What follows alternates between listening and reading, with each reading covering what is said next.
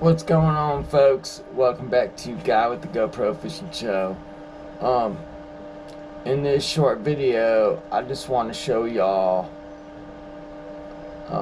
how to spool up braid on your spinning reel, and we're talking either 10 or 15 pound braid. Here's the way I like to go about it. I use 10 pound braid if I'm throwing a medium light or a very soft tip medium power, and I use 15 pound braid for like a more sturdy tip, medium and medium heavy. Those are the only two I use, is 10 and 15. I don't use 20. I think it's a little too heavy for spinning reel applications. But 10 and 15 is where it's at, and today I'm going to show y'all with some 10 because I need to put some 10 on this reel. And I'm also trying out some new camera angles, so you know, just to see how things work. So let's get started. Alright guys, so I got all my materials that I'm gonna need here. I got my reading glasses on so I can see what the heck I'm doing, because one thing about getting old is your peeps don't work as good as they used to.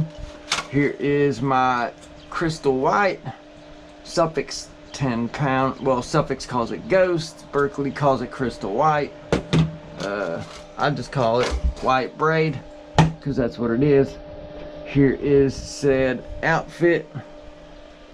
This is just a 6'6" medium, loose 6'6" medium. It's called a hypersonic, I think, or laser or whatever. And what I like to do is I like to keep my line that I'm going to make my connection out to running through the guides, but I like to take the reel off. So if you got mono or whatever it is spooled up on your rod right now, what you're going to want to do is leave all but about that much on there for backing, because if you think about it, that deep in the spool never sees the water, right? And it just doesn't. So that's step one, is strip off all your mono but about 20 yards. Alright, step two is I'm going to get everything started. I'm going to take my end of mono that I'm going to connect to. I'm going to stick it in my mouth. Pull the tag, set it on my vise so I can use it again. On my braid, set it on the side. I want to show y'all the uni to uni knot, which is the knot I use to connect, not for leader, but when I'm attaching main line to my backing. It's a good starter leader knot, but it's not very strong. So what you're going to want to do is take both lines and have, you know, a good 6 to 8 inches going one way of one, 6 to 8, maybe even a foot of the other going the other way. Alright, so you hold them both at the same time, and then take 2 fingers and make a loop. Right, still holding on to both lines. Now you hold both lines and you take your braid and wrap it around 5 times. 1, 2, 3, 4, 5. And then grab with this hand, grab the braid and the mono and your tag end of your braid on, and just cinch it. See how that's cinched up? But the thing is you can scoot it, because there's nothing stopping it. There's no knot on the other side of it stopping it, so you can scoot it up. If you need more mono coming through, you can hold the knot and pull more mono through, see? Or you can do it the other way. You can hold the knot and back some off if you got too much coming out. like in this case I kind of do.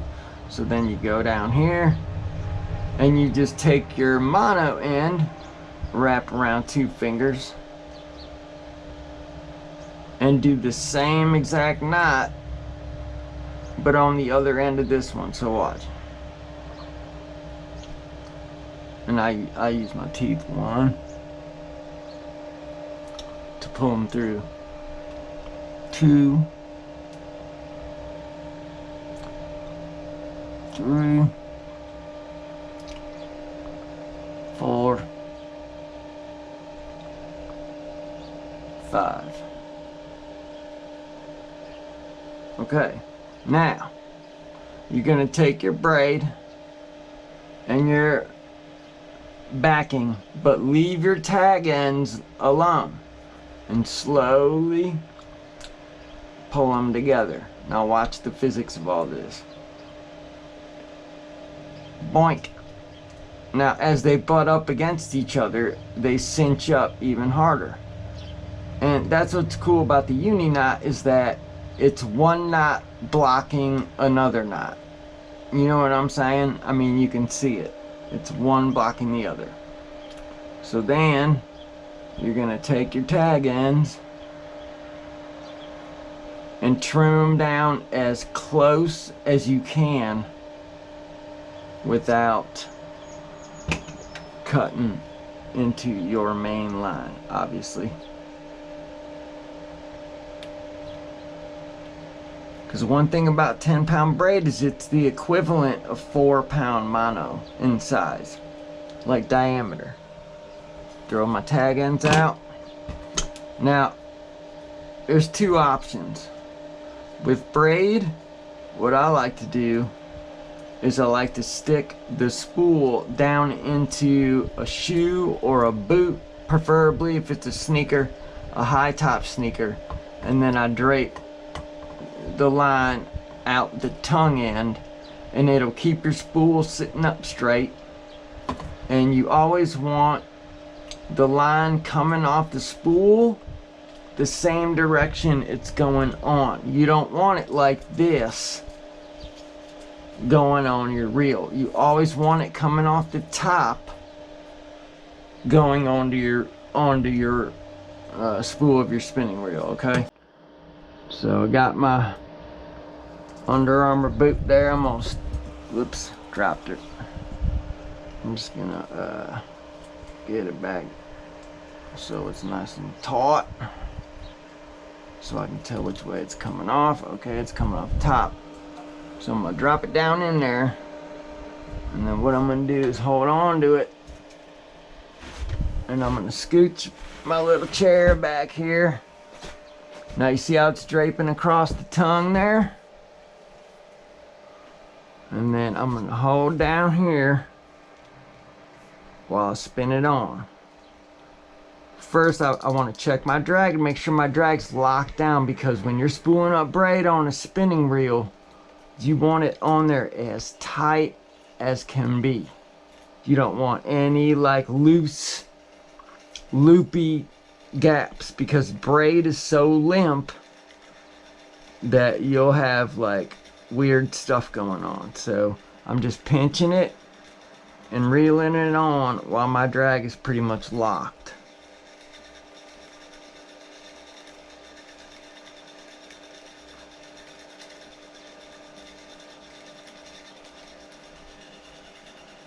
And you see how it's coming out of the boot down there? Perfect. Not running up against anything. It's actually not even touching the tongue because I got my rod at the right angle.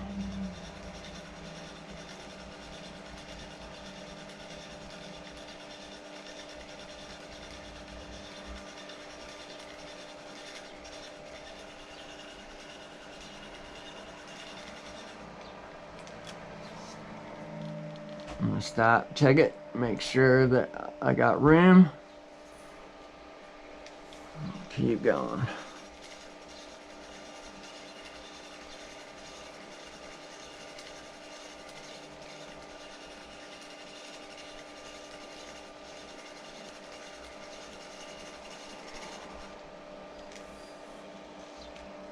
Check it. Looks about good to me. Alright, so I'm going to put tension on my braid. Go down in here. Make my cut. Okay. And guys, I use backing on all my reels. Like, I don't care if it's a spinning reel, I don't care if it's a bait caster, I'll use backing. Now my casting gear, I prefer to use braid. I'll go get a spool of some cheap stuff and use it. Or if I only got like 25-30 yards left of a spool of decent stuff, I save them and use them for backing. So there is, see, I could still get, it'll be close, but I could still get a 2500 size or a 2000 size spinning reel filled, which is, that's what size that is right there. Grab my Suffolk sticker. Actually, it's got a clip, so I'll just add it to my keyboard there next to my Sunline Assassin sticker. Yeah, I'm a sticker guy. I like me some stickers. And there you have it. I don't have any spinning reels that are spooled up with just straight fluorocarbon or straight you know, mono or copolymer. None of it. I don't have any reel. I braid the leader, man, because I'm gonna tell you why. You guys know when you go to cast and you accidentally put too much mono on, and you go to cast and it goes and there's all these knots that you have no idea how they even got there. Well, it's because your spool's overfilled and the memory in that line was wanting to come off of the spool. So as soon as you open the bail and let your finger off, let any tension off the line or your finger or anything, it already was coming off. And then you went to cast. If you could like see one of those in slow-mo, you'll see the line, the knot starting to happen. Or second scenario is if you got a cast in the wind and the wind gusts right as you're throwing in its face, it's gonna give you what's called a wind knot, and those suck. You know, they suck, man. I think since I've switched to braid to leader, especially on my spinning gear, I've had to like cut my braid off and put new stuff on maybe twice in the last 3 years, and I'm being dead serious, you guys. Dead serious. So I'm going to show you an easy connection knot. You guys saw the uni. The one I use a lot is a uni to improved clinch knot. So this is, here's my leader material, 8-pound Seaguar fluorocarbon, and we will take our braid and do a uni on this end, just like we did when we filled the spool. So 1, 2, 3, 4, 5. There's our 5. Okay, so now y'all probably know the improved clinch knot from tying that knot to tie your baits if you're not tying a Palomar knot, because some baits you just can't tie a Palomar knot to. So I'm gonna make a clinch. So pretend this is being tied to a lure. So we make our loop, but instead of doing your 5 wraps around the line, I'm gonna do 11. 3, 4, 5, 6, 7, 8, 9, 10, 11. Okay, so I'm gonna grab the end. I can find it here. Here's the end, and I'm gonna come right through that loop the little loop, move my finger out the way, and then bring it right back through the big hole where my hand was. See, that's where my hand was. So I'm gonna slowly start to cinch it, and then what I do is I let go. I grab the spool, and then I let go of the tag end, and I hold my braided main line, and then I slowly scooch them. Scooch, scooch, scooch, scooch. Alright. So, you got to keep in mind, guys, this knot's going to be flying through the guides of your rod on every cast. Alright. So I'll show you how far down I reel it. I don't ever put it on the reel,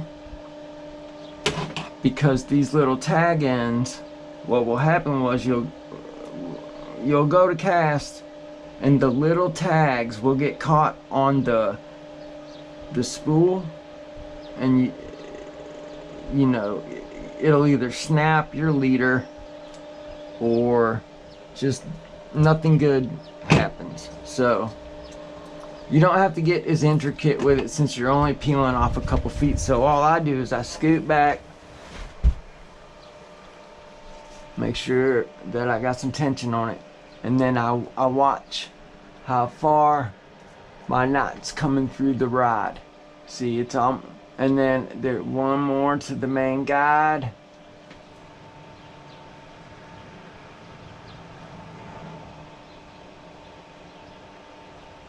And I don't know why it's doing that. That is weird. It's never done that. See, it goes totally straight once I pull on it. But I never bring it down through the main, you know, to the main guide. You know, the first one out is fine, but that's about as far as I'll go with it. And then I just wind me up my slack.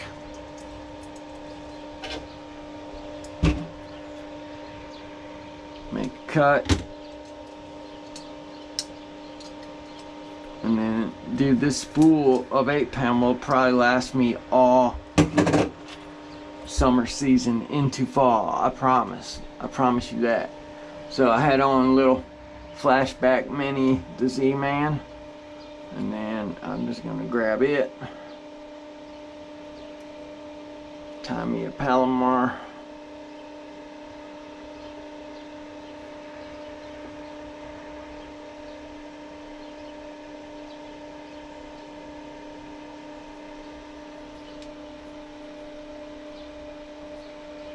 make sure it's straight so it's not doubled up weird on each other.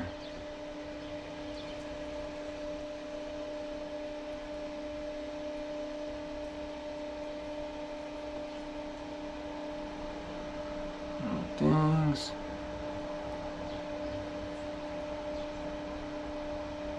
Bring her back through till she's about right there, and then I always cinch down Palomars in my mouth, and then I just pull on the tag end to lock it in, and there we have it. And then I am not shy about leaving, you know, centimeter, half-inch tag ends, dude. If you think a fish is gonna swim up to that bait and say, oh, he didn't cut his tag end all the way down to the knot, first of all, what if your knot slips? Then you have no tag to catch it and keep it on there. Second of all, a fish doesn't give two craps. So there you have it. Not only did you learn the uni to uni to spool up some braid on your spinning gear, but you also learned the knot I use the most, more than the Alberto knot, until I learned the FG knot, which is the uni to improved clinch for a connection knot. So this video is for new subscriber Brian from the neighborhood, dude I met today down by the railroad tracks. I hope you caught some fish down there at the trestles, man. And when I saw, you know, you had both your rods spooled up, man, I was like, man, I bet you I bet you more people want to learn how to have braid on their spinning gear, because I'm telling you guys, it cuts out all them dumb knots. All you gotta learn is a knot to spool it up, and then a good a connection knot for your leader, and it's more sensitive. You can cast way farther, and one spool of your choice of leader material, with whether it's mono, fluorocarbon, copolymer, will last you all season. Not to mention, some of my spinning reels have braid on there that's 2 years old. You know what I mean? Really. So, and also this video is for my dude Kepler. Shout out to you, man. I sent you some 10-pound braid, and I'm making this video so you can know how to spool it up and use the same connection knot that I use. So I know, you know, it can't all be fish catches, but I want this channel to be informative for us soldiers that are mostly on the bank. You know, I got a few opportunities to go out on boats here and there, but I'm a bank guy, and dadgummit, I catch some quality fish from the bank. I just do. The proof's in the video library, man. And I'm not being a bragger or big-headed or anything like that. I'm just, that's the mission statement of this channel, is to show that you don't gotta have an $80,000 Ranger with a, you know, Dodge Ram with all the bells and whistles and a Hemi to pull it around in to catch big fish and good and big quality fish. You don't. You can catch them from shore. I want to say all my PBs except my walleye PB has came from shore. Swear on everything that I love. So stay tuned, guys. I will be announcing the giveaway for June here in about a week from today. I'll announce it. A week from today I'll announce it. I haven't even figured it out yet. It may be something top water, because it, you know, it's on and popping with top water. So probably something along them lines. And again, guys, all you new subscribers, thanks for coming aboard. Anybody who's left, I don't know if it was YouTube playing bot tricks on me. Oh, last thing I want to address. I'm trying to get invited to make content on Rockfin. They are thorough about screening their content creators, but they do like when you promote the platform from elsewhere, which is what I'm trying to do.